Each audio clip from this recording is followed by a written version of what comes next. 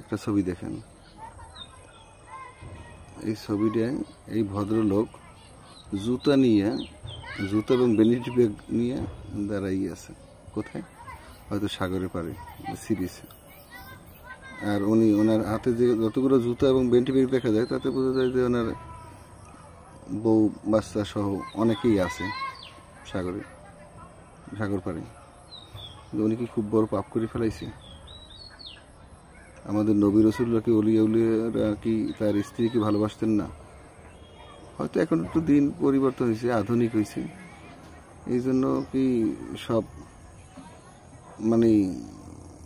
ভালোবাসা শেষ হয়ে গেছে? আমার তো মনে হয় না, কারণ দিন আধুনিক হয়েছে,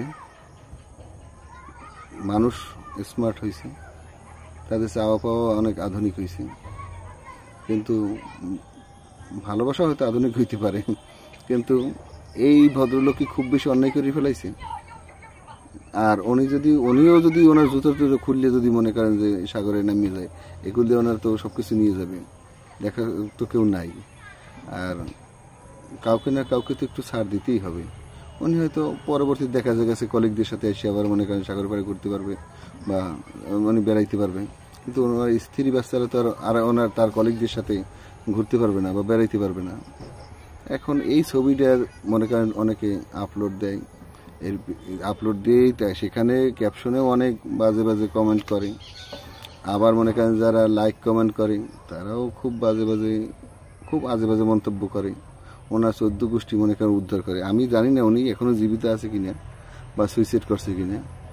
আজকে প্রায় 15 বছর যাবত আমি এই ছবিটা দেখি, অনেক আগে পুরনো একটা মোবাইল, এই ছবিটা যখন তোলা হয়েছে তখন সেই ছবিটা তুলছে একদম নর্মাল ক্যামেরা দিয়ে, বুঝছেন? এখন যতটা 4K আধুনিক যে ক্যামেরাগুলো হয়েছে এই ক্যামেরা দিয়ে ছবি তোলার না, কিন্তু যখন হয়েছে এটা প্রায় 15 বছর যাবত আমি দেখতেছি। আমি সোশ্যাল মিডিয়া, ফেসবুক প্রায় 15 বছরের বেশি সময় আমি ব্যবহার করি। এই ছবিটা বারবার দেখতেছি, আর দেখতেছি 2 মাস 3 মাস পরে এই ছবিটা আসতেছে, আবার মাঝে মন্তব্য করে। উনি কি এমন পাপ করছে? আর এই সোশ্যাল মিডিয়ায় ওনার এই ছবিটা দেওয়ার পরে ওনার যে মান সম্মান নষ্ট হয়েছে, এর দায়ভার কে নেবে? আমি বুঝি না। মানুষের একটা ছবি পাইলো আর এইটার ভাইরাল করে দিল, তার পরিবারের কথা চিন্তা করলো না, তার ওই ব্যক্তির আত্মসম্মানের কথা চিন্তা করলো না, ওই ব্যক্তি সমাজে চলাফেরা করবে কীভাবে এই বিষয়টাকে ভাবলো না। আমি বুঝি না মানুষের আসলে সামাজিক জীবগুলা কীভাবে অসামাজিক জীবে পরিণত হয়, আমার মাথায় আসে না। অনেক কত বড় অন্যায় করছে।